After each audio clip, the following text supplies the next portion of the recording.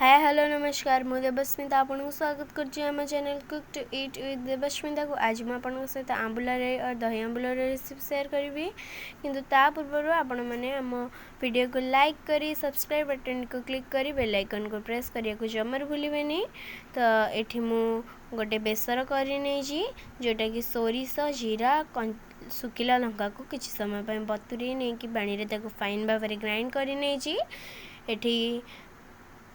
Eighty गोटे अदा और दुईटी कंचा लंका को एमती पेस्ट करी किसी भृसंग पत्र नहीं आठ किसी आंबुल को पानी रे बतुरे नहीं देखि नियंतु आउ गोटे टिफिन फुल दही नहीं एठी दही नहीं जाइए गोटे टिफिन देन ये गोटे कप को मेजरिंग कप भाव नहीं आ तार हाफ बा अध कप मुझे नहीं चीनी वीडियो रे मुझे को केतोटी अन्य जो छोटे छोटे इंग्रेडिएंट्स यूज करी तार से गुड़ाक मुझे वीडियो रे ही देखदेवी। तो चलते वीडियो को आरंभ करवा किंतु ता पूर्वर एठी मु गोटे बाउल दही आंबुल लुण चीनी नड़िया कोरा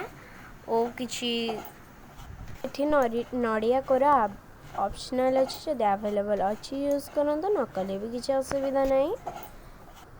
तेल को गरम करदि आपण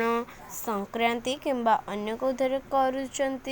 ओषारे तो ये आपण सनफ्लावर ऑयल ही यूज करेंगे।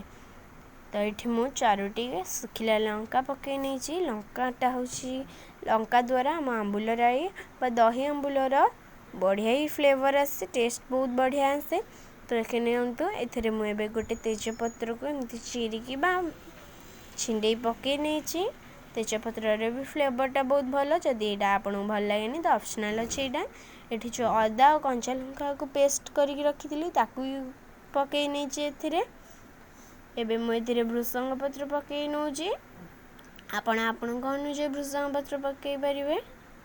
एवं गोटे चामच लंका गुंड पकई नौची एगुड़ाक मु वीडियो फर्स्ट आपन को कहनी कि फर्स्ट मुझे कहनी कतोटी छोट इंग्रेडिएंट्स यूज करी जोटा कि मुझे वीडियो रे कहबी। तो ये जो बेसरटा को रखी ताकू पकई नौची या भल भाव में आम टे कषि नवा फ्राए कर नवा जमती कि जो बेसर कंचा फ्लेवरटा पलैब दही आंबुल बा एटा करने रेसिपी करने जो सोरिष यूज होता गोटे अलग सोरिष आसे बट समस्त पाखे आवेलेबल न थाए से जो सोरिषटा आम समस्त पाखे आवेलेबल थाए मुझे सोरिष ही आज वीडियो को आप सहित शेयर करुचे। तो यहाँ हो गला देखि नियंतु। तो आम ट्रांसफर